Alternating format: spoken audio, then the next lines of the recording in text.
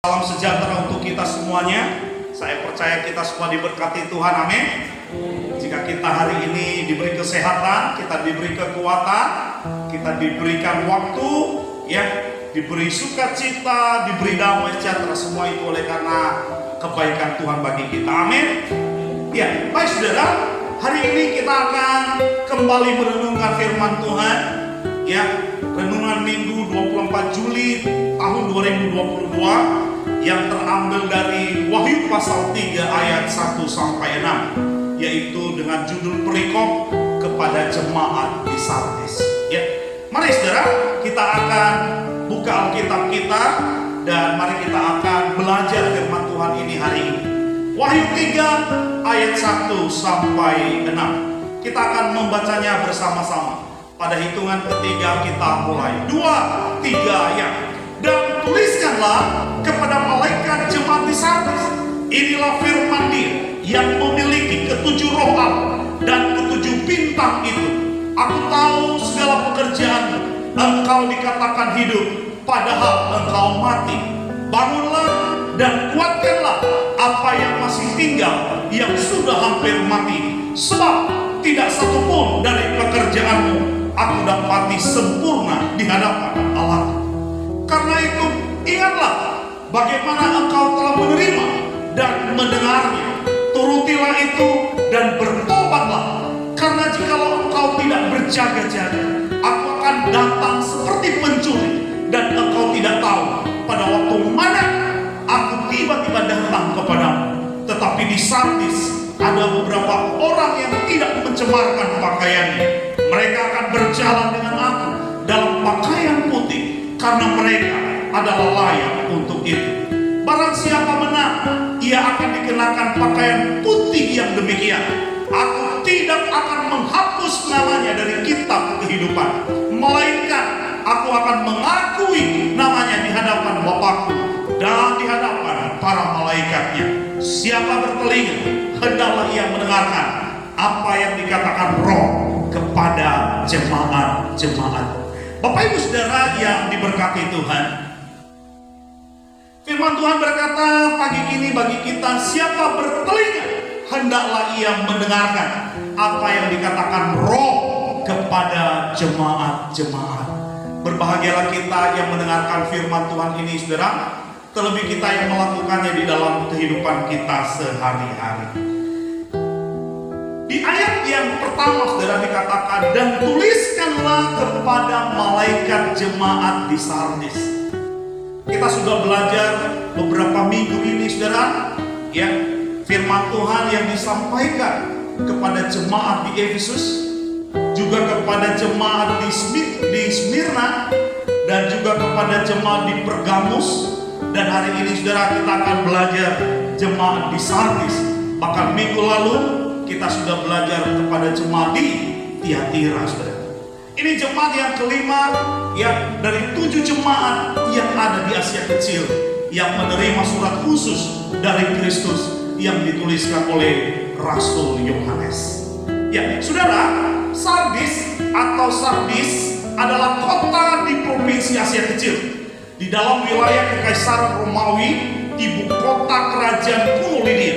Kota ini terletak sekitar 17 km sebelah selatan kota Tiatira dan menjadi pusat lalu lintas perdagangan penting di Asia Kecil. Ini posisinya saudara, Sardis, ya.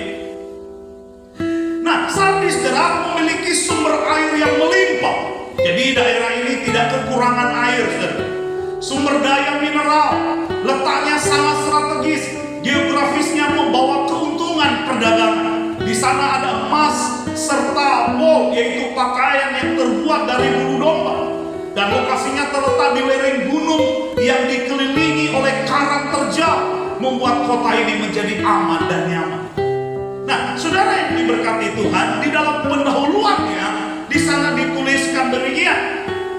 Dan tuliskanlah kepada malaikat jemaat di Sardis, inilah firman Dia yang memiliki ketujuh roh Allah dan ketujuh bintang itu. Aku tahu segala pekerjaanmu, engkau dikatakan hidup, padahal engkau mati. Nah, di sini dituliskan saudara, inilah firman Dia. Firman siapa? yaitu Dia yang memiliki ketujuh roh Allah dan ketujuh bintang itu. Saudara, apa itu ketujuh roh Allah itu? Dan apa ketujuh bintang itu, saudara? Ya, kita akan lihat sekilas, saudara, tentang apa ketujuh roh Allah itu dan apa ketujuh bintang itu, saudara. Wahyu 1 ayat 20 dikatakan demikian. Dan rahasia ketujuh bintang yang telah kau lihat pada tangan kananku dan ketujuh kaki Dia emas itu. Ketujuh bintang itu ialah malaikat ketujuh jemaat, dan ketujuh kaki Dia itu ialah ketujuh jemaat. Tos, ya, hepta asteras, ya, hepta asteras, 7 bintang, ya. Jadi 7 bintang di sini yaitu 7 malaikat jemaat. Ya. Ada 2 pengertian malaikat di sini, saudara. Yang pertama sebagai utusan. Apakah itu utusan dari sorga ataupun utusan yang dari bumi, saudara? Ya. Jadi tidak selalu mengacu kepada malaikat yang dari sorga, saudara. Ya. Ketika Yesaya berkata, "Ini aku, utus aku."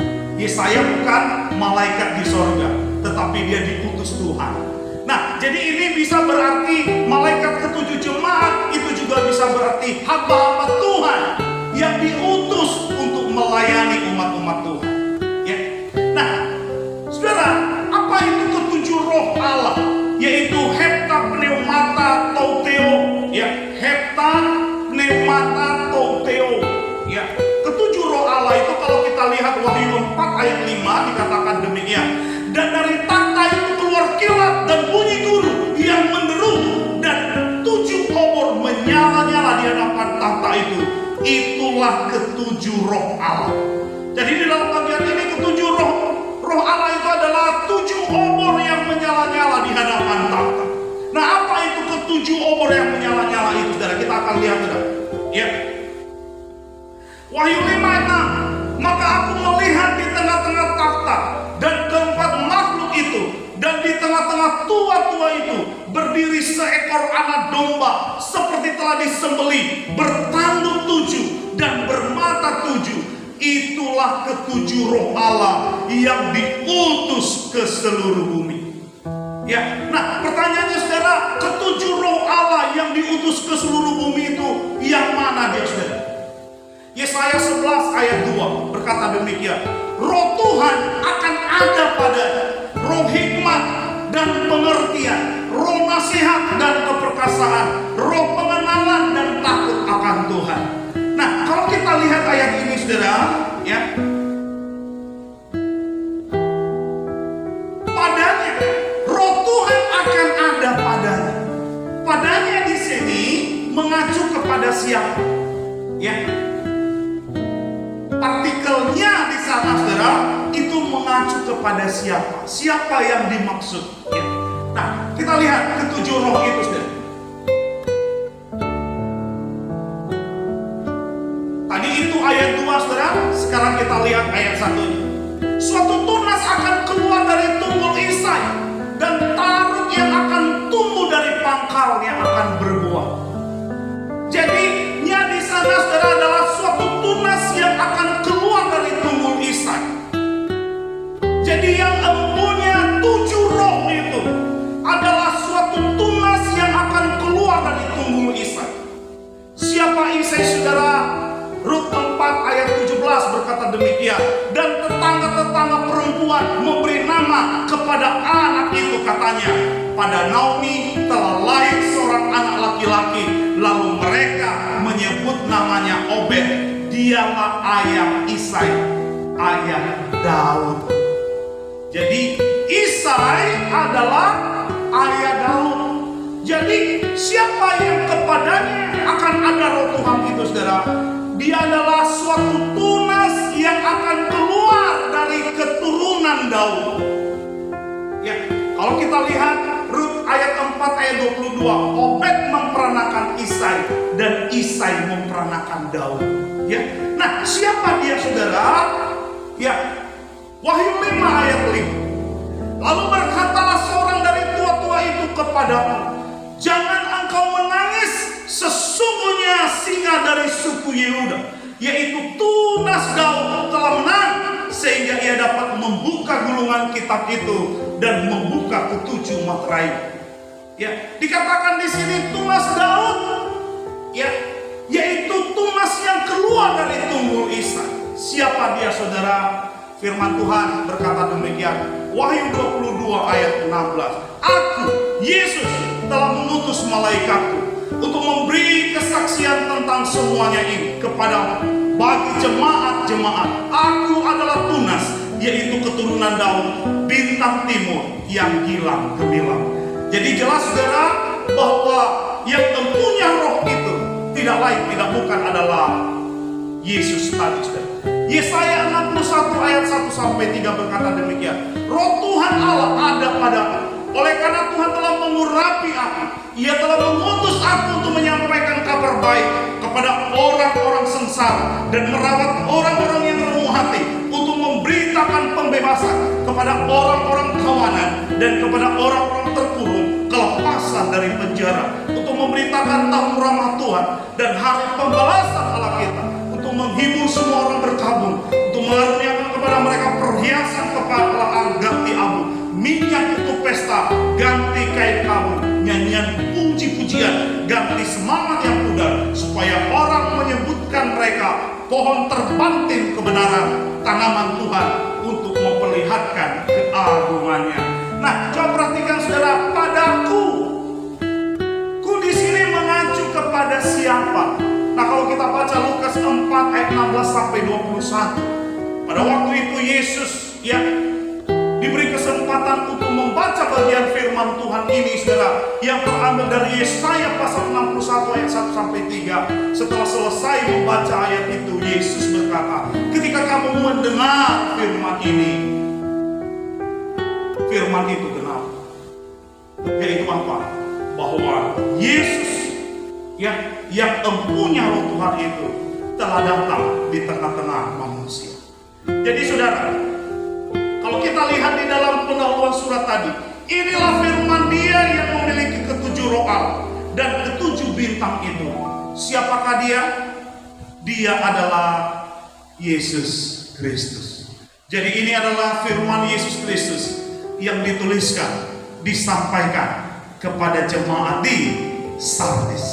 Ya. Nah, saudara yang terkasih, kembali di pendahuluan surat itu, di bagian C dikatakan demikian. Wahyu 3 ayat 1, dan tuliskanlah kepada malaikat jemaat di Sardis, inilah firman Dia yang memiliki ketujuh roh Allah dan ketujuh bintang itu. Aku tahu segala pekerjaanmu, engkau dikatakan hidup, padahal engkau mati. Ya, hidup namun mati. Ya, dimana dikatakan bahwa Sardis adalah gereja yang mati. Ya. Nah, firman Tuhan bagi kita hari ini, saudara, dengan tema dikatakan hidup padahal mati. Sekali lagi, dikatakan hidup padahal mati. Ya. Nah, kita akan melihat, saudara, alasan mengapa jemaat di Sardis dikatakan hidup padahal mati, saudara. Ya. Dikatakan tadi di Wahyu 3 ayat 1b dikatakan, aku tahu segala pekerjaanmu, engkau dikatakan hidup, padahal engkau mati. Ya, engkau dikatakan hidup, padahal engkau mati. Ayat 2a berkata, bangunlah dan kuatkanlah apa yang masih tinggal, yang sudah hampir mati. Nah, pertanyaannya bagi kita, saudara, apa kematian itu, saudara?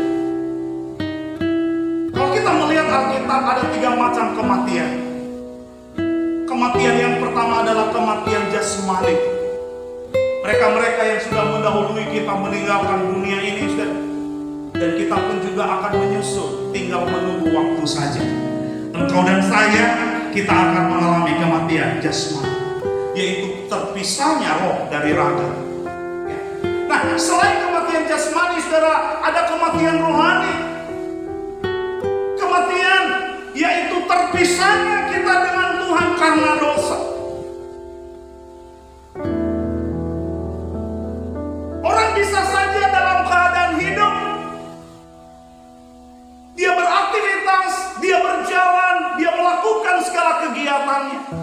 Tapi bisa saja saudara, pada saat yang sama sebenarnya orang itu sedang mati, yaitu mati secara rohani. Dan kematian yang terakhir, yaitu yang ketiga saudara, yaitu kematian kekal, atau dikenal juga kematian yang kedua. Apa itu kematian yang kedua? Yaitu lautan api. Kematian kekal, di mana setiap orang yang namanya tidak ditemukan dalam kitab kehidupan akan dilemparkan ke dalam lautan api. Itulah kematian yang kedua, kematian yang kekal, kematian yang terpisah dengan Tuhan sampai selama-lamanya, dan tidak ada harapan untuk hidup lagi di hadapan Tuhan. Nah, saudara yang terkasih, kata mati untuk pertama kalinya di dalam Alkitab kita, saudara, kita pelajari atau kita tahu dari kitab Kejadian pasal 2 ayat 16 sampai 17. Kita baca bersama-sama. Lalu Tuhan Allah memberi perintah ini kepada manusia. Semua pohon dalam taman ini boleh kau makan buahnya dengan bebas, tetapi pohon pengetahuan tentang yang baik dan yang jahat itu jangan kau makan buah, sebab pada hari engkau memakannya pastilah engkau mati. Jadi ini, di bagian ini untuk pertama kalinya di dalam Alkitab kita saudara, Tuhan berbicara tentang mati, yaitu kepada Adam dan Hawa. Secara khusus kepada Adam ketika ia menempatkan dia di Taman Eden, di mana semua pohon di dalam taman itu dia boleh makan dengan bebas buah. Tapi ada satu pohon di tengah-tengah taman, yaitu pohon pengetahuan yang baik dan yang jahat. Tuhan memberikan larangan bahwa hal itu tidak boleh dimakan. Ya, sebab kenapa? Sebab pada waktu manusia itu memakannya, mereka pasti akan mati. Pertanyaannya saudara, ketika Adam dan Hawa makan buah pohon itu, apa benar mereka mati? Mati tidak? Secara jasmani memang mereka tidak mati, saudara. Tapi secara rohani mereka mati. Mereka mengalami kematian rohani yang dibuktikan dengan pertama, ketelanjangan mereka, ya, rasa malu mereka, dan keterpisahan dengan Tuhan, sehingga dari taman itu Tuhan mengusir mereka. Bukti bahwa mereka mengalami kematian rohani, maka dari sejak saat itu Tuhan tidak lagi berbicara kepada Adam dan Hawa sampai mereka mati, saudara. Hubungan itu terputus. Adam dan Hawa hidup, tapi mereka mati di hadapan Tuhan. Saya pikir saudara, kira-kira seperti inilah yang terjadi dengan jemaat di Sardis. Mereka dikatakan hidup, tapi mereka mati. Hari ini saya pakai hitam-hitam, saudara. Ya, karena turut berduka cita atas kematian rohani jemaat Sardis. Saudara, kita akan melihat mengapa Tuhan berkata bahwa jemaat Sardis sudah hampir mati, bahkan mati. Tentu ada alasannya dong, ya. Gak mungkin Tuhan mengada-ngada, ya. Gak mungkin Tuhan, ya, menuduh sembarangan. Pasti ada yang menjadi alasan mengapa jemaat itu dikatakan hampir mati, bahkan sudah mati. Nah, kita akan melihat, saudara, ya. Nah, dari apa yang kita pelajari hari ini, saya rindu, saudara, kita akan mengintrospeksi diri kita. Jangan-jangan juga kita merasa hidup, tapi di hadapan Tuhan sebenarnya kita sedang mati. Ya, kita akan lihat, saudara, alasan mengapa Kristus berkata kepada jemaat itu bahwa mereka mati atau sudah hampir mati. Ya, yang pertama, saudara, karena jemaat di Sardis itu hidup lahiriah duniawi.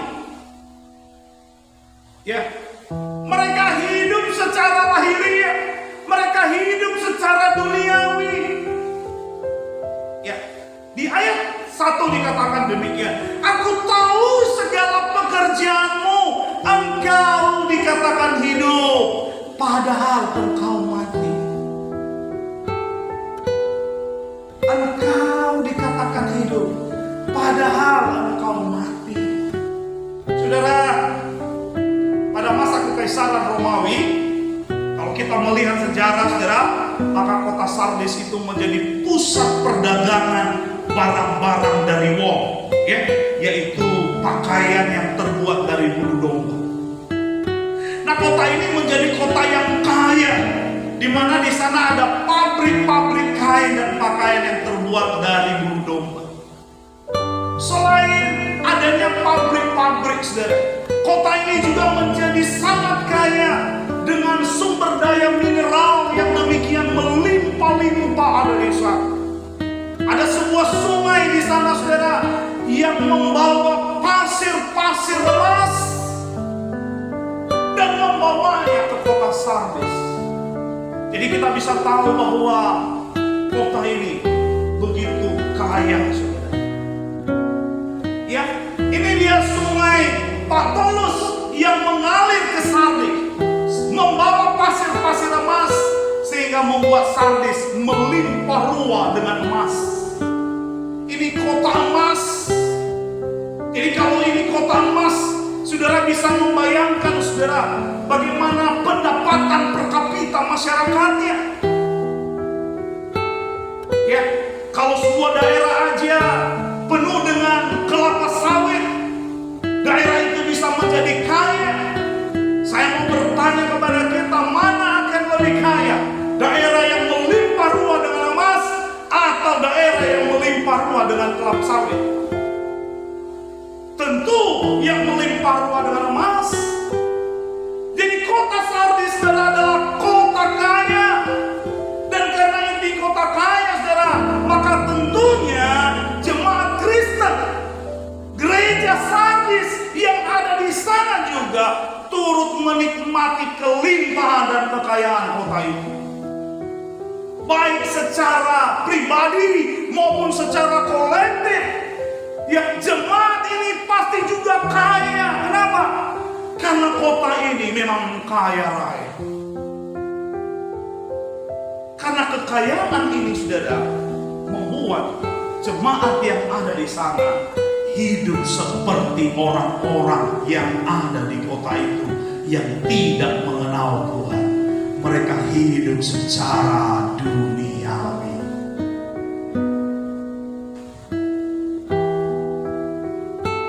Saudara, tadi dikatakan di situ, saudara, ya, engkau dikatakan hidup. Engkau dikatakan hidup, padahal engkau mati. Pertanyaannya, siapa yang mengatakan jemaat itu hidup? Tentu bukan Tuhan, bukan? Ya. Siapa yang mengatakan bahwa jemaat di Sardis hidup? Orang lain. Mereka menilai jemaat di Sardis, wah, luar biasa ya, berkelimpahan ya, sukses ya, hebat ya. Tapi itu di mata manusia, saudara. Ya, ingat, kita berbeda cara menilai antara kita dengan Tuhan. Manusia melihat apa yang di depan matanya, tapi Tuhan melihat jauh di kedalaman hati. Jadi di mata manusia, saudara, jemaat ini hidup berlimpah-limpah, hidup dalam kemakmuran, hidup dalam kemewahan. Mereka sukses luar biasa secara dunia. Ya, mereka memiliki harta berkelimpahan, saudara. Tetapi tidak demikian di mata Tuhan, saudara. Di mata Tuhan, jemaat ini mati atau hampir mati. Kenapa di mata Tuhan mereka mati atau hampir mati? Apakah Tuhan tidak suka dengan kekayaan? Apakah Tuhan benci dengan orang kaya? Oh, tidak. Kalau kita melihat, saudara, ada banyak juga hamba-hamba Tuhan yang kaya. Kalau kita membaca Alkitab, contoh engkau seperti Bapak Abraham? Tapi mengapa berbeda cara penilaian Tuhan dengan manusia terhadap jemaat di Sardis? Karena dalam kemewahan mereka, dalam kelimpahan kesuksesan mereka, saudara, justru mereka hidup secara duniawi yang menyebabkan mereka mati secara rohani. Ini dia, saudara. Ini yang menjadi penyebabnya. Hati-hati kalau engkau berkelimpahan harta. Harta bisa menjauhkan engkau dari Tuhan. Ya. Ada istilah mengatakan laki-laki semakin kaya semakin nakal, gitu ya. Laki-laki semakin kaya semakin nakal. Nah, sebaliknya, saudara, wanita semakin nakal semakin kaya. Ya. Jadi mereka mati secara rohani. Oh, mungkin kalau di mata manusia ini jemaat yang hebat, mungkin gereja mereka mentereng, gereja mereka gedung gereja mereka mewah, mungkin mereka begitu banyak jumlah jemaat. Tapi belum tentu di mata Tuhan bahwa itu adalah jemaat yang benar. Ya, belum tentu, saudara. Saya pernah diceritakan oleh keponakan saya. Dia memperlihatkan saya sebuah Facebook, ya, status orang di Facebook. Memperlihatkan kepada saya ada seorang anak hamba Tuhan dari sebuah gereja yang besar di kota Jakarta, saudara. Ya, memposting di Facebook tas barunya. Ya, masih ada label harganya, saudara. Ya. Nggak tanggung-tanggung, hanya harga tas, ya, tas apa itu namanya, tas kecil begitu ya, diposting di Facebook. Ya, nggak mahal, saudara. Hanya lebih kurang $500, saudara. Nggak mahal. Nggak mahal, hanya $500. Baru dibawa pulang dari Amerika. Saya pikir, gimana sih kita sekarang? Apakah dengan Tuhan memberkati kita, itu berarti kita akan mempergunakan segala kekayaan yang Tuhan berikan itu untuk, ya, hidup yang berfoya-foya? Saya heran di pulau ini, saudara, tidak ada apa istilahnya disampaikan dari mimbar kepada jemaat bagaimana menggunakan uang dengan benar. Bukan berarti ketika kita punya lalu kita hambur-hamburkan, ya, sesuka-sukanya kita mempergunakannya untuk keinginan-keinginan kita, untuk memuaskan hawa nafsu kita. Ingat, saudara, di dalam berkat yang Tuhan berikan kepada kita, di sana Tuhan titipkan bagian mereka yang berkekurangan. Di sana Tuhan titipkan, saudara. Ya. Saya heran melihat gereja-gereja besar yang punya uang besar. Sekali setiap hari Minggu jumlah kolekte bukan hanya ratusan juta, saudara, bahkan bisa mencapai miliaran rupiah. Tapi seringkali menutup mata untuk mau berbagi dengan jemaat yang kecil. Coba lihat saudara-saudara kita di Kepulauan Mentawai,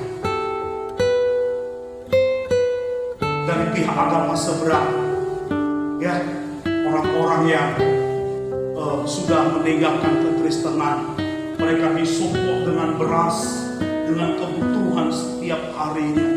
Mereka direnovasi rumah mereka dan sebagainya. Tapi gereja besar tidak peduli dengan jemaat-jemaat Tuhan yang masih bertahan. Mereka tetap dalam kemiskinan. Saudara, mari kita tilik, mari kita lihat lagi hidup kita. Apa benar kita di hadapan Tuhan. Ya, lihatlah orang Kristen kalau pergi bergereja, padahal Tuhan sudah melarang untuk berpakaian mewah. Baca di dalam Alkitab, saudara. Secara khusus, ya ibu-ibu dan adik-adik perempuan di tempat ini, saudara. Firman Tuhan dengan jelas mengatakan bahwa perempuan yang beribadah itu jangan memakai pakaian-pakaian yang mewah. Apa yang membuat kami kemudian merintis gereja, saudara? Salah satunya adalah tersandung. Ketika pertama kali kami datang di sini, saudara, wah, semua di gereja pamer pakaian, pamer dengan kebaya-kebaya yang mahal, yang mewah-mewah. Ya, ini saudara, kita perlu lihat lagi, saudara. Apakah kita ini sudah menggunakan segala berkat Tuhan dengan benar dalam kehidupan kita? Jangan seperti jemaat di Sardis, saudara, dalam kelimpahan yang Tuhan berikan kepada mereka, justru dipergunakan untuk hidup secara duniawi. Ya, sehingga apa, saudara? Mereka mati secara rohani. Kita harus perhatikan ini sebagai umat Tuhan, saudara. Benar, kita ada di dunia, tapi kita bukan dari dunia. Ya, kita benar ada di dunia, tapi Tuhan mau kita tidak duniawi. Ini gaya hidup paradoks orang Kristen yang sering kali diabaikan. Ya, kita mau menjadi serupa dengan dunia, padahal Tuhan sudah perintahkan jangan serupa dengan dunia. Firman Tuhan berkata demikian, saudara. Janganlah kamu mengasihi dunia dan apa yang ada di dalamnya. Jikalau orang mengasihi dunia, maka kasih akan Bapa tidak akan ada di dalam orang itu. Sebab semua yang ada di dalam dunia, yaitu keinginan daging, keinginan mata, serta kelakuan hidup, bukanlah berasal dari Bapa, melainkan dari dunia. Dan dunia ini sedang lenyap dengan keinginannya. Tetapi orang yang melakukan kehendak Allah tetap hidup selama-lamanya. Saya kadang merasa lucu kalau orang berkata begini, kita pilih kepala daerah yang sudah kaya, supaya nanti ketika dia memimpin, dia tidak korupsi. Siapa yang menjamin bahwa orang yang kaya dia tidak akan korupsi? Ada istilah dalam dunia ini, saudara, apa itu? Jangan pernah merasa puas. Kadang-kadang kita merasa hal ini baik, positif, saudara. Ya, contoh misalnya kalau kamu sudah juara 2, ya jangan puas dengan juara 2 dong.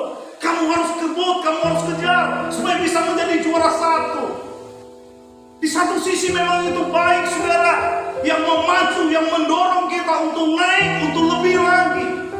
Tapi bisa saja, saudara, hal itu justru apa? Membuat kita lupa apa yang menjadi tujuan kita.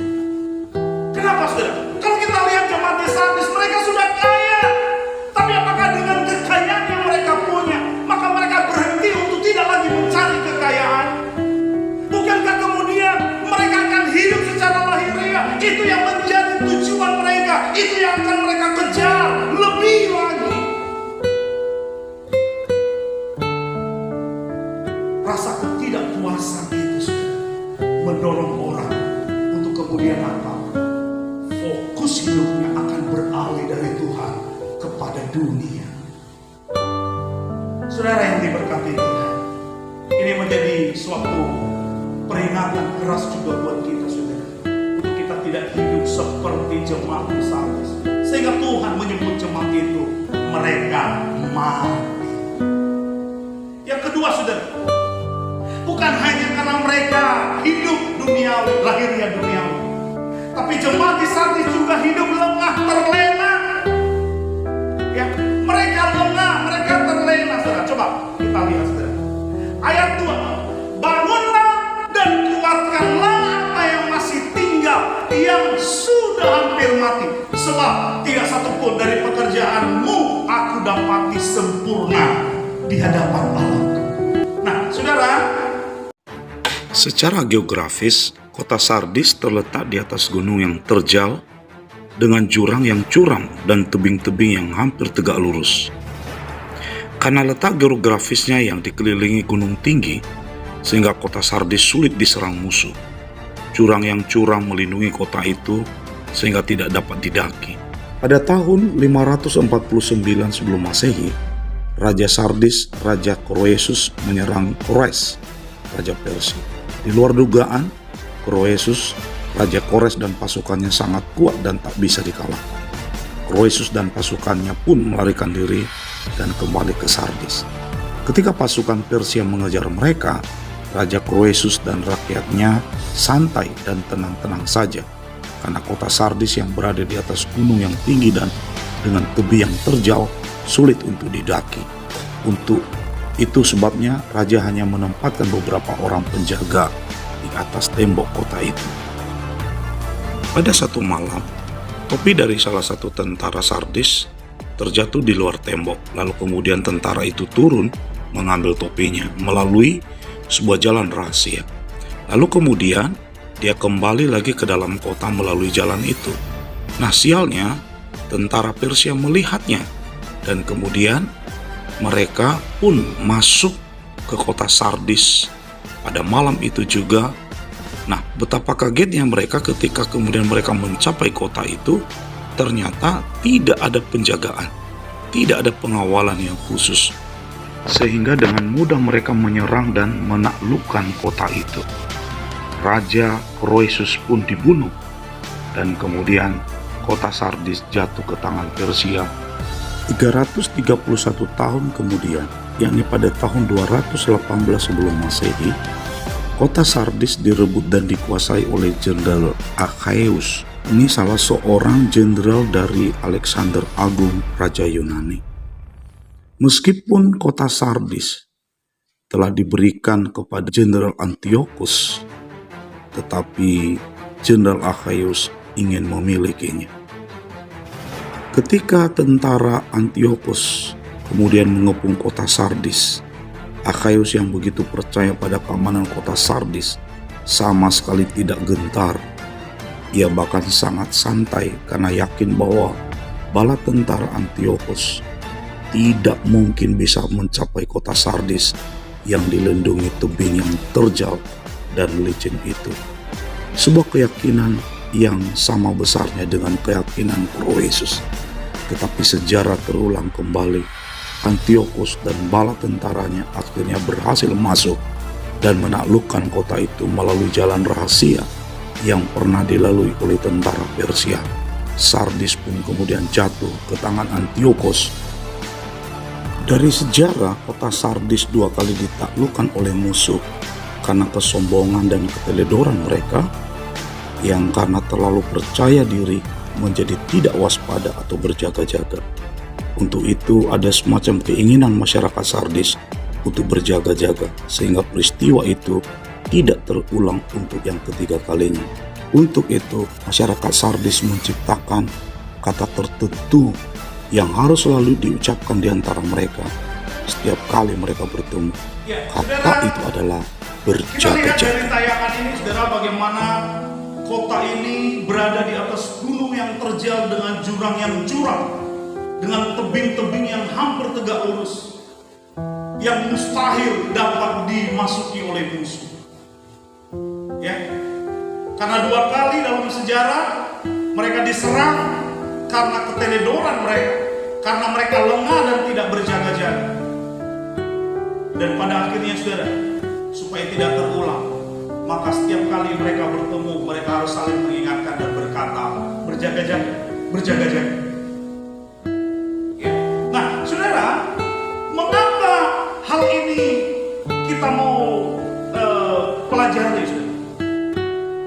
Kata bangunlah di ayat 2 tadi, saudara, itu diterjemahkan dari kata Yunani adalah Gregoreo. Gregoreo, apa artinya Gregoreo? Gregoreo artinya berjaga-jaga. Ya, hal itu kalau kita lihat di ayat 3, saudara, ya, Wahyu 3 ayat 3, karena itu ingatlah bagaimana engkau telah menerima dan mendengarnya, turutilah itu dan bertobatlah, karena jikalau engkau tidak berjaga-jaga, aku akan datang seperti pencuri dan engkau tidak tahu pada waktu manakah aku tiba-tiba datang kepadamu. Jadi kata berjaga-jaga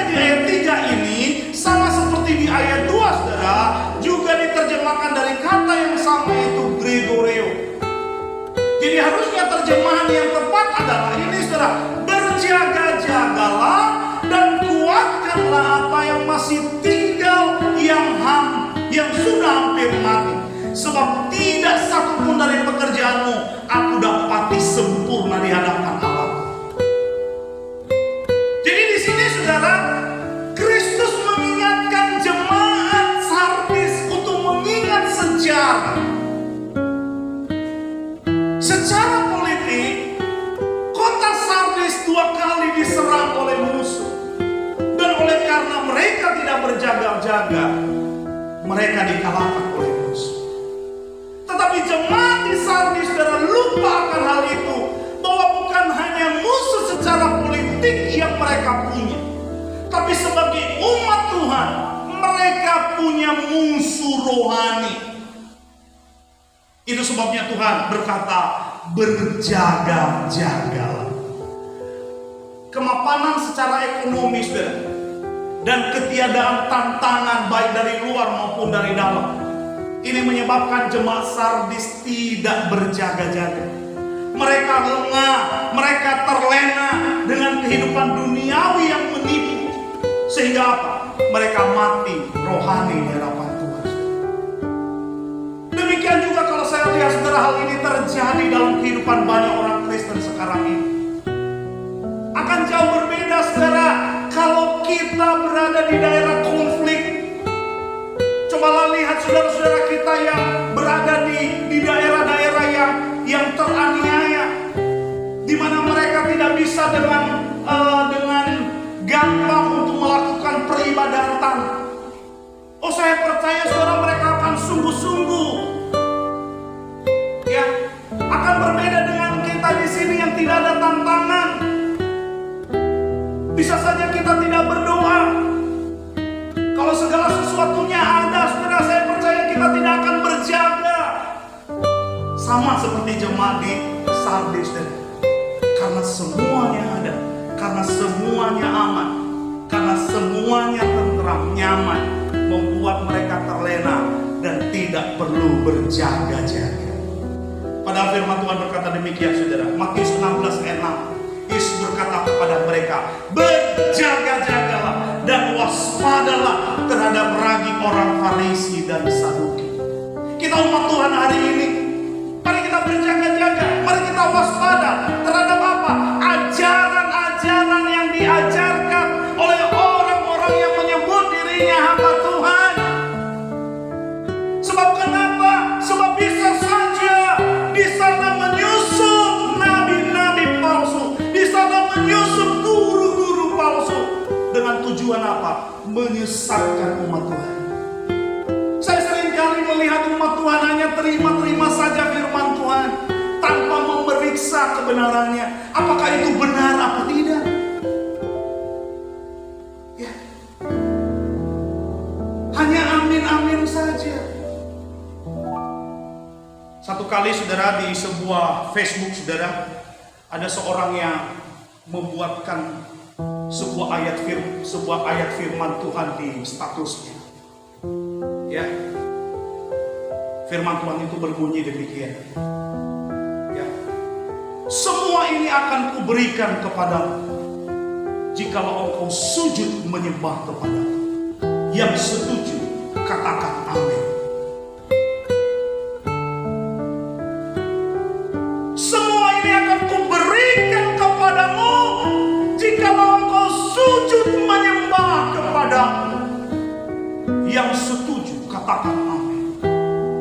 Wah, kemudian, saudara, orang-orang yang membaca status itu kemudian membalas, ya, amin, amin, amin, amin, amin, amin, amin, amin, amin, begitu banyak, amin, amin, amin, amin, amin. Bukan hanya jemaat awam, para pelayan-pelayan Tuhan juga ada yang menuliskan amin, amin, amin, amin, amin. Bahkan ada pendeta-pendeta juga yang juga turut hadir ikut menuliskan amin, amin, amin, amin, amin. Ini bukti bahwa kita tidak cermat. Ini bukti bahwa kita tidak teliti. Ya, apa sebenarnya firman Tuhan yang dituliskan orang itu, saudara. Itu adalah perkataan iblis ketika ia membawa Yesus ke gunung yang tinggi. Lalu kemudian dia memperlihatkan seluruh kerajaan dunia kepada Yesus. Dan dia berkata kepada Yesus, semua itu akan kuberikan kepadamu kalau engkau sujud menyembah kepadamu. Saudara, betapa penting kita waspada. Sebab kenapa? Iblis bekerja. Iblis bukan hanya bekerja di luar gereja, tetapi bahkan di dalam gereja pun. Iblis juga bekerja melalui siapa? Para pemberita firman. Para pemberita firman, saudara. Karena ada kaki tangan setan yang ditaruh di sana, saudara. Tepat seperti Yesus katakan bahwa ada serigala-serigala berbulu domba yang siap menyantap, memangsa umat Tuhan, saudara. Jadi kita perlu berjaga-jaga, kita perlu waspada dari ajaran-ajaran yang menyimpang dari firman Tuhan. Kita perlu belajar, amin. Kita perlu teliti. Kita jangan amin-amin saja. Kita harus lihat benar nggak aminnya. Jangan seperti di status itu, saudara. Semua itu akan kuberikan kepadamu kalau kau sujud menyembah kepadaku. Amin, amin, amin. Satu kali, saudara, saya ikut sebuah ibadah di sebuah gereja di kota Malang. Pembawa firman Tuhan itu adalah orang dari Malaysia. Saya pikir karena dia dari luar negeri, saudara, pasti hebatlah khotbahnya. Saya terpesona karena dari luar negeri. Lalu dia membuka sebuah bagian dalam firman Tuhan dari kitab Ulangan, saudara. Ketika Musa mengingatkan bangsa Israel sebelum mereka memasuki daerah Kanaan. Di sana Musa berkata kepada mereka, kalau kamu nanti sudah masuk ke daerah itu, jangan pernah kau katakan itu karena kuasa tangan kanan. Jangan pernah engkau katakan bahwa itu karena kuasa tangan kananku. Lalu kemudian pendeta itu berkata kepada seluruh jemaat, lihat, saudara, tangan kanan kita ini berkuasa mendatangkan kekayaan. Tangan kanan kita ini berkuasa mendatangkan kemakmuran. Jadi kalau saudara mau kaya, perkatakan kepada tangan kananmu, tangan kananku berkuasa, tangan kananku berkuasa, tangan kananku berkuasa. Ada amin, saudara? Semua berkata amin, amin, amin. Itu kan sesat. Firman Tuhan jelas berkata apa? Jangan katakan. Tapi hamba Tuhan ini mengajak jemaat berkata apa? Ayo katakan. Hati-hati, saudara. Selidiki benar-benar. Waspada. Jangan seperti jemaat sadis, terlena, lengah. Karena mereka berada di kota yang tinggi, gak mungkin musuh bisa masuk. Siapa bilang? Nyatanya 2 kali mereka bisa diserang, saudara. Jangan juga pikir, oh kita punya Tuhan Yesus, maka amal gereja kita, iblis tidak bisa masuk. Siapa bilang? Kalau kau lemah, iblis akan menjatuhkanmu, saudara. Itu makanya kita perlu berjaga-jaga. Yesus berkata Matius 26 ayat 41, berjaga-jagalah dan berdoalah supaya kamu jangan jatuh ke dalam pencobaan. Roh memang penurut, tetapi daging lemah. Dunia menawarkan kepuasan kepada daging kita, saudara. Tapi kalau kita tidak berjaga-jaga, kalau kita tidak berdoa, kita bisa jatuh dalam berbagai macam pencobaan yang ada, saudara. Ingat, dunia ini penuh dengan keinginan daging, keinginan mata, kemampuan hidup. Kalau kita tidak berjaga-jaga, kalau kita tidak berdoa, kita bisa jatuh. Kita bisa jatuh. Ini banyak anak-anak sekolah di sini, anak-anak remaja. Ingat, saudara, iblis bekerja di generasi ini, membuat generasi ini untuk gagal, saudara. Engkau perlu berjaga-jaga, engkau perlu berdoa, engkau perlu waspada. Setan bisa bekerja melalui apa yang ada di tanganmu. Sekali lagi, setan bisa bekerja melalui apa yang ada di tanganmu. Satu kali ada seseorang minta saya berdoa. Ya, berdoa untuk orang yang sudah menipu dia. Ya kan? Gara-gara baca status. Mau rezeki nomplok? Wah itu, ya kan? Itu statusnya saudara. Mau rezeki nomplok? Wah, ini memang tawaran dunia ini ya kan? Ya kan? Wah, dia jawablah mau. Wah, ya kan? Akhirnya main inbox, ya kan? Nah, kalau mau begini, saya punya barang, ya kan? Kalau barang ini ada di rumahmu, kamu akan kaya, ya kan? Terus gimana cara mendapatkannya? Ya harus beli, harganya sekian. Ya kan? Artinya ditipu, nggak mahal, hanya sekitar 60 juta. Uang dipinjam lalu kemudian telepon saya berkali-kali, paman tolong dulu paman, bantu doa dulu paman, supaya orang yang sudah menipu saya itu paman, supaya dia sadar mengembalikan uang saya paman. Saya bilang, kamu datang ke hadapan Tuhan mohon ampun, bukan minta saya doakan supaya dikembalikan. Itu kesalahan sendiri, kebodohanmu sendiri, ya kan? Ada seorang anak perempuan memperkenalkan calon suaminya yang beberapa hari akan dinikahkan di desa kami di Babalandi. Mereka kenal melalui Facebook. Anak laki-laki itu memposting fotonya yang sudah diedit, ya, sehingga tampak ganteng gagah, gitu kan? Wah, terpesona si perempuan, senang sekali. Akhirnya deal, ya kalau kamu mau melamar saya datanglah ke kampung saya, kata si perempuan. Ya kan, orang tua saya sudah setuju, saya sudah sampaikan kepada mereka. Si laki-laki pun datang bersama dengan keluarganya. Betapa kagetnya keluarga itu ketika mengetahui si laki-laki bibirnya sumbing, ya. Bibirnya sumbing. Padahal ketika di foto di Facebook gak ada bibir sumbing. Hati-hati di tanganmu. Hati-hati.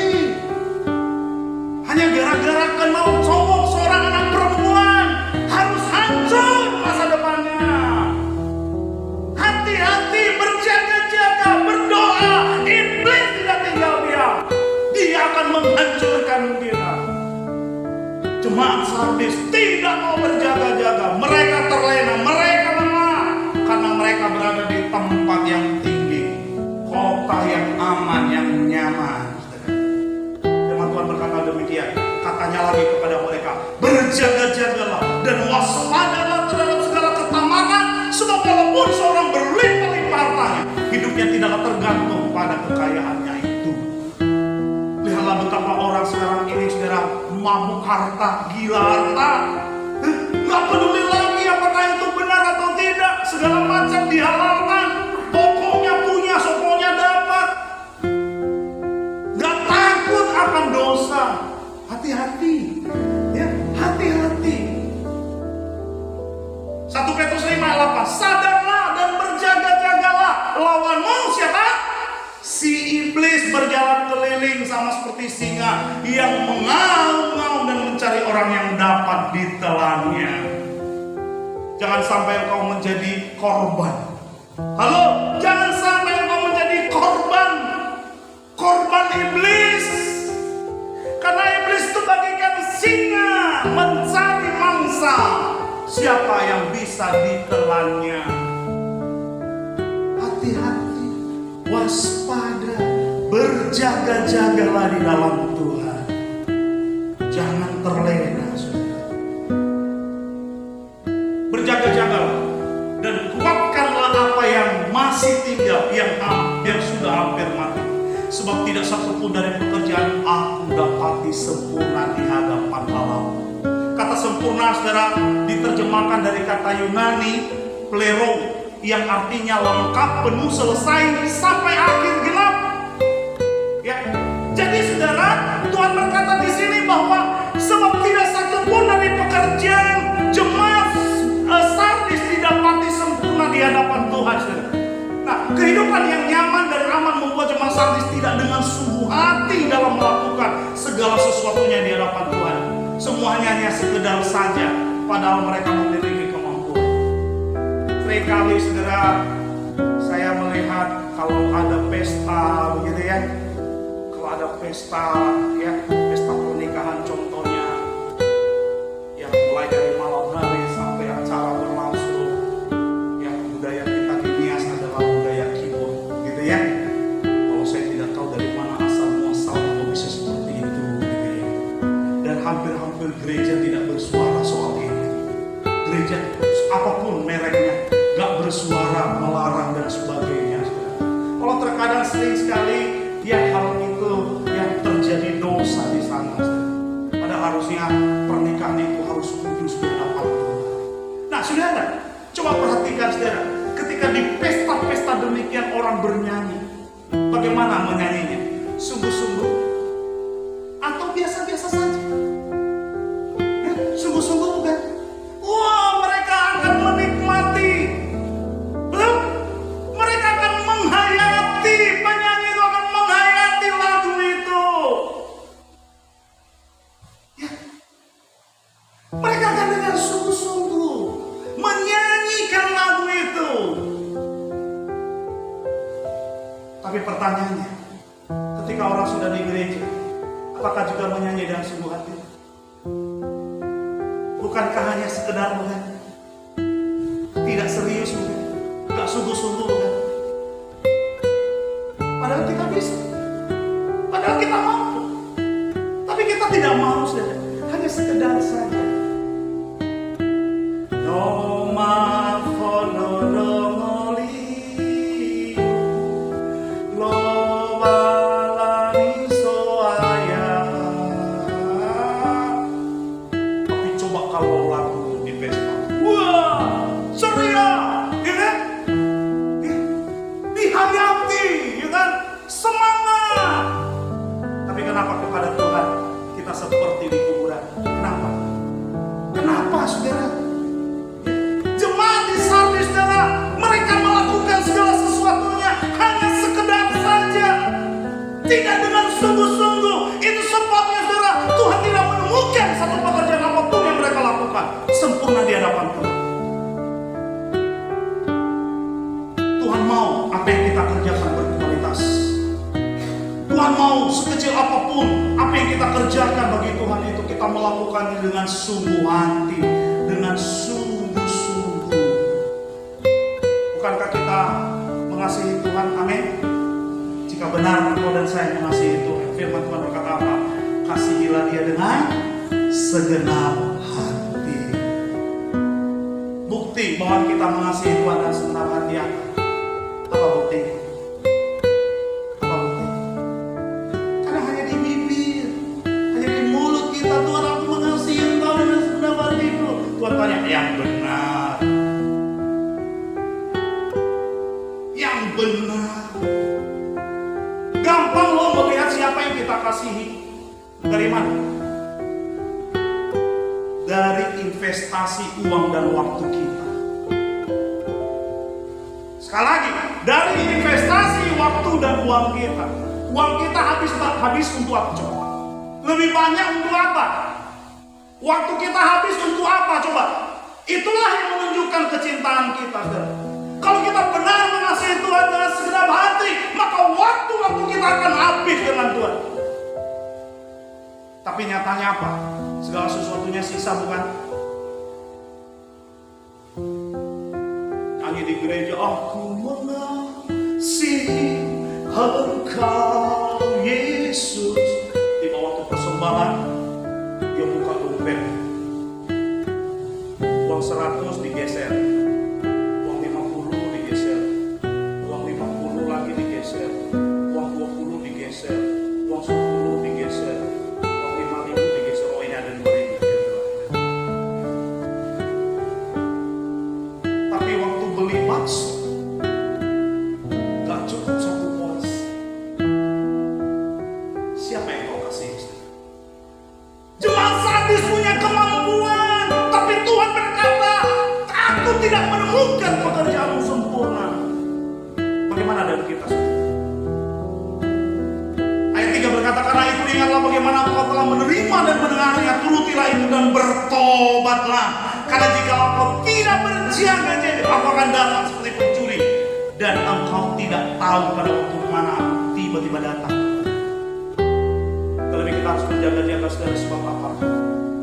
Tuhan kita akan datang segera, dan Dia datang bagaikan pencuri di malam hari. Firman Tuhan berkata apa? Berjaga-jagalah dan siap sedia, karena kamu tidak tahu pada waktu mana Tuhan datang. Jangan terlena dengan dunia ini. Seindah apapun dunia ini, sehebat apapun dunia ini, sebagus apapun dunia ini, senikmat apapun dunia ini, suatu hari akan kita tinggalkan saudara, dan akan tiba waktunya di mana segala sesuatunya akan dilenyapkan. Sekali lagi, segala sesuatunya akan dilenyapkan. Tapi apakah seiring dengan lenyapnya dunia ini, apakah engkau juga akan lenyap? Tetapi orang yang mengenal Tuhan, firman Tuhan berkata, tidak akan lenyap, tetapi akan hidup selama-lamanya. Mari, fokus kita bukan dunia ini saudara, tapi fokus kita adalah Tuhan. Amin. Dialah yang menjadi tujuan hidup kita. Tujuan hidup kita bukan untuk mendapatkan popularitas di dunia ini. Tujuan hidup kita bukanlah mencari kekayaan dunia ini. Bukan saudara, bukan itu. Setinggi apapun gelar saudara, dan bukan itu tujuannya saudara. Mari kita fokus kepada tujuan kita. Tidak ada tujuan lain dalam hidup ini, hanyalah Kristus Tuhan kita. Karena itu saudara, mari kita berlari, berlomba dalam hidup ini, dalam perlombaan iman yang diwajibkan bagi kita, dengan mata yang bagaimana? Yang tertuju kepada Yesus Tuhan kita. Amin. Amin saudara. Mari kita berjaga-jaga saudara. Yang berikutnya saudara, apa yang membuat jemaat ini dikatakan Tuhan mati padahal manusia mengatakan hidup? Ya, bukan hanya karena mereka hidup lahiriah duniawi, bukan hanya mereka hidup lengah terlena, tapi mereka juga hidup cemar dosa. Coba perhatikan saudara, firman Tuhan berkata apa? Tetapi ayat 4, tetapi di Sardis ada beberapa orang yang tidak mencemarkan pakaian. Mereka akan berjalan dengan aku dalam pakaian putih, karena mereka layak untuk itu. Ya, nah saudara, kalau kita perhatikan saudara, ayat ini saudara, di sana dikatakan saudara bahwa mencemarkan pakaian. Kata pakaian di sini diterjemahkan dari kata Yunani, yaitu imation. Ya, secara hurufiah kata ini berarti pakaian atau jubah. Tapi secara figuratif berarti hidup, diri, perilaku, perbuatan. Ya, jadi kalau kita lihat saudara, bahwa di Sardis ada beberapa orang yang tidak mencemarkan hidupnya, ada beberapa orang yang tidak mencemarkan diri, perilaku, perbuatannya di hadapan Tuhan. Ya, mereka akan berjalan dengan Tuhan dalam pakaian putih karena mereka layak untuk itu. Nah, kalau kita lihat saudara, beberapa orang, coba lihat, ada beberapa orang, itu berarti secara eksplisit apa saudara? Menunjukkan bahwa sebagian besar jemaat Sardis mencemarkan dirinya dengan dosa, sehingga mereka tidak akan berjalan bersama dengan Kristus dalam pakaian putih karena mereka tidak layak untuk itu. Cemar akan dosa. Tadi saya berkata laki-laki makin kaya makin nakal, perempuan makin nakal makin kaya. Hati-hati saudara, ini timbal balik. Ya. Oh ternyata di jemaat ini ada dosa yang demikian hebat menjalar masuk di dalam jemaat ini. Meskipun mereka menyebut diri sebagai pengikut Tuhan, tapi ternyata mereka cemar. Mereka ikut dunia, mereka turut dunia, mereka hidup sama seperti orang-orang yang tidak mengenal Tuhan. Firman Tuhan di dalam 1 Tesalonika 4 ayat 3 dan 7 berkata demikian saudara. Karena inilah kehendak Allah pengudusan, yaitu supaya kamu menjauhi percabulan. Allah memanggil kita bukan untuk melakukan apa yang cemar, melainkan apa yang kudus. Artinya kita sebagai umat Tuhan saudara, kita tidak hidup mencemarkan diri dengan berbagai rupa-rupa percabulan, dengan berbagai rupa-rupa kenajisan.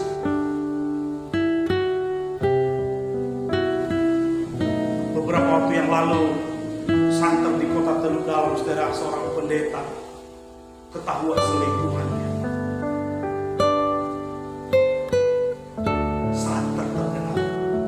tiba-tiba datang seorang perempuan membawa seorang anak di rumahnya dan berkata, ini anakku. Walaupun kemudian pendeta itu berusaha untuk mengelak, tapi perempuan itu memberi bukti. Ini buktinya. Ini buktinya. Ternyata ada sebuah transaksi di antara mereka. Ini kita seringkali berkata kita jemaat Tuhan, tapi di sisi lain kita hidup dalam kecemaran, kita hidup dalam dosa. Dosa menjalar begitu kuat di dalam kehidupan kita. Memang betul saudara, kita ini masih tubuh dosa, tapi ingat kita dikuduskan dalam darah siapa? Dalam darah Kristus. Kita diselamatkan bukan untuk hidup dalam dosa, tapi kita diselamatkan untuk apa? Untuk keluar dari dosa, untuk meninggalkan dosa. Berapa banyak anak-anak Kristen yang rajin ke gereja, tapi rajin juga nonton film porno? Berapa banyak? Tentu tidak sedikit, bukan? Berapa banyak hamba-hamba Tuhan yang melayani Tuhan, tapi juga melakukan perselingkuhan, juga melakukan percabulan, cemar. Hidup yang cemar inikah yang mau kita persembahkan kepada Tuhan? Bukankah dia berkata, persembahkanlah tubuhmu sebagai persembahan yang apa? Yang hidup, yang kudus dan yang berkenan kepada Tuhan. Memang tidak ada yang kudus di antara kita, saudara, tapi Tuhan mau kita kudus. Memang tidak ada yang benar di antara kita, tapi Tuhan membenarkan kita. Dan itu sebabnya, saudara, mari kita ikuti apa yang menjadi tujuan Tuhan dalam kehidupan kita. Mari kita hidup seturut apa yang Dia mau. Efesus 5 ayat 3 berkata, tetapi percabulan dan rupa-rupa kecemaran atau keserakahan disebut saja pun jangan di antara kamu, sebagaimana sepatutnya bagi orang-orang kudus. Menyebutnya saja, itu firman Tuhan berkata apa? Jangan apalagi melakukannya. Saya banyak melayani anak-anak muda, dan di dalam pelayanan yang saya lakukan, saya menemukan apa? Kehidupan bebas. Baru kemudian menyesal ketika sudah terjadi, saudara. Ya. Padahal orang-orang ini orang-orang bagaimana, saudara? Rajin ke gereja, rajin ibadah, rajin melayani. Ya. Ada doa di mana ikut, ada persekutuan di mana ikut, ada KKR di mana datang. Oh, ikut. Nampak seperti kudus, padahal kudisan. Hidup dalam dosa. Apakah saudara juga demikian, saudara? Mari kita meninggalkan hidup itu, saudara yang terkasih. Wahyu 3:5 berkata, barang siapa menang, ia akan dikenakan pakaian putih yang demikian. Aku tidak akan menghapus namanya dari kitab kehidupan, melainkan aku akan mengaku namanya di hadapan Bapakku dan di hadapan para malaikat. Saudara tentu mau menjadi pemenang, amin. Untuk kita menang, saudara, maka kita harus menanggalkan segala beban dan dosa, supaya kita bisa berlari dengan kencang dalam perlombaan iman. Tapi ketika engkau masih memikul segala dosa-dosamu, saudara, tidak mungkin engkau bisa berlari dengan cepat. Kenapa? Karena itu akan membebani, saudara. Karena itu, saudara, mari kita letakkan beban dosa kita, kita tinggalkan, saudara, kita bertobat, kita datang kepada Tuhan, maka kita akan menjadi pemenang. Amin. Nah, saudara, Wahyu 3:6, siapa bertelinga, hendaklah ia mendengarkan apa yang dikatakan Roh kepada jemaat-jemaat. Saya percaya apa yang saya sampaikan kepada kita hari ini, karena kita semua punya telinga, pasti kita semua mendengar. Amin. Amin. Coba bilang di kananmu, saudara, bilang, kan kamu punya telinga. Karena kau dan saya punya telinga, pasti mendengar. Tapi yang bijaksana bukan mendengar tanpa melakukan, tapi yang bijaksana adalah orang yang mendengar dan yang melakukan firman. Saudara yang terkasih, ingat, akibat kematian rohani yang tidak bertobat, maka itu akan membawa kau dan saya pada kematian kekal, yaitu kematian kedua, kematian di lautan api di neraka. Oleh karena itu, saudara, tepat seperti firman Tuhan Tuhan kepada jemaat di Sardis, bertobatlah. Bertobatlah. Mari kita hari ini, saudara, kita tidak lagi hidup lahiriah dunia. Tidak. Kita boleh ada di dunia ini, tapi kita tidak boleh serupa dengan dunia ini. Kita boleh ada di dunia ini, tapi jangan kita hidup secara manusiawi, secara duniawi. Tapi kita adalah orang-orang yang dipenuhi oleh Roh Kudus. Amin. Hidup dalam buah-buah Roh Kudus. Saudara, kita jangan lemah, kita jangan terlena. Tapi mari kita berjaga-jaga. Kita punya musuh rohani yang siap mengalahkan kita. Ketika engkau lengah, ketika engkau terlena oleh karena dunia ini, maka engkau akan dibawahi kepada kematian rohani dan akan berakibat kepada kematian. Ketika hidup cemar dalam dosa, ketika engkau dan saya tidak bertobat, maka akhirnya adalah kematian kekal. Saya mau katakan kepada kita pagi ini, Tuhan mengasihi kita semua. Amin. Orang yang dikasihi ditegur dan dihajar oleh Tuhan. Firman Tuhan berkata, karena itu relakanlah hatimu dan bertobatlah. Jadi inti dari firman Tuhan bagi kita hari ini, saudara, mari kita bertobat, tinggalkan kehidupan kita yang lama, dan mari kita sungguh-sungguh kepada Tuhan kita, sehingga pada waktunya nanti ketika Dia datang, kita akan dikenakan pakaian putih. Ya,